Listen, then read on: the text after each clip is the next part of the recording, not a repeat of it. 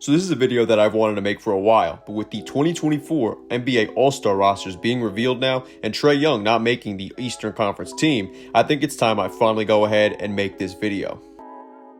If you guys enjoyed the video though, then please give it a like, and if you're new to the channel, then make sure you hit that subscribe button.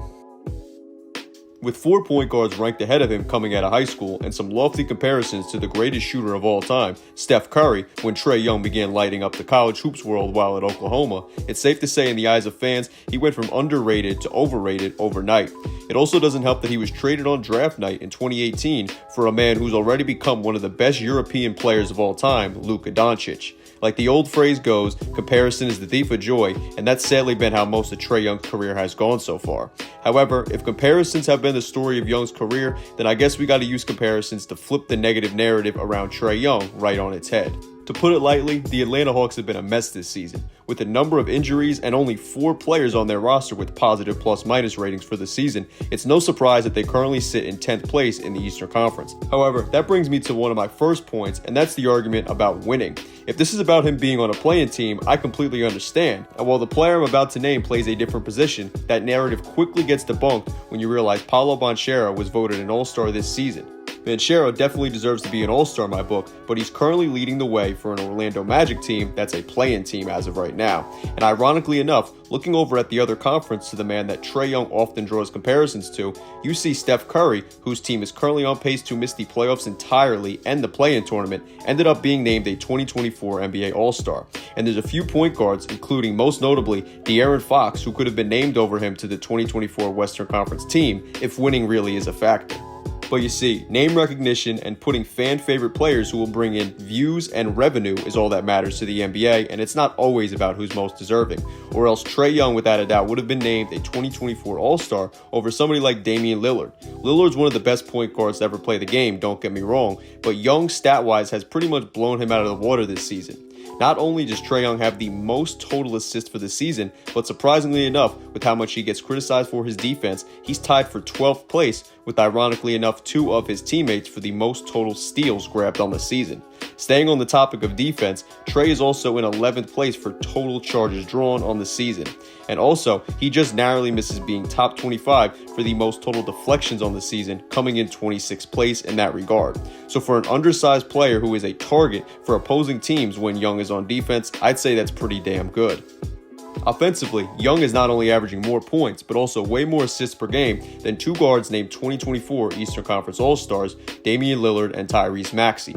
Never mind the fact he's averaging 0.3 more steals than Lillard, 0.4 more steals than Maxey, and a half a steal more than Jalen Brunson. If you've watched my other videos, then you know how much I love analytics, and we're going to get into that right now. Looking at PER, or player efficiency rating, which for those of you who don't know adds a player's points, rebounds, assists, steals, and blocks, and subtracts missed field goals, free throws, and turnovers from it, then divides it by the games played, Trae Young is top 25 as he comes in 25th place among best player efficiency ratings in the entire league. But surprisingly enough, Young also has a better PER rating than 2 2024 All-Stars we mentioned earlier, Tyrese Maxey and Damian Lillard. Looking at assist percentage, which is the percentage of teammate field goals assisted on while a player is on the floor, only Tyrese Halliburton is ahead of him out of all of the players in the entire NBA, which seems pretty damn good to me.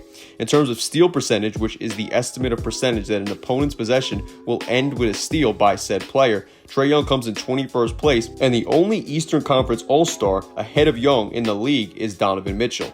Looking at offensive plus-minus ratings, Trae Young has the 13th highest in the league and is ahead of 3 East All-Star guards, Jalen Brunson, Tyrese Maxey, and Damian Lillard. Of course, next to his offensive plus-minus rating, you can see the negative plus-minus rating that he has on the defensive side of the ball, but with how much we highlighted Trae's work on the defensive side of the ball, I think the negative rating he has more to do with the fact that the Hawks as a team have the 4th worst defensive rating in the entire NBA on the season, and less to do with Trae Young himself.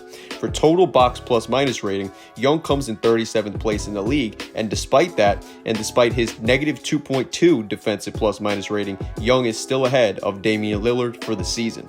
Finally, we'll look at VORP ratings for the season, which is the box score estimate of points per a team's 100 possessions that a player contributed to above a replacement player, which would be a negative 0.0 player.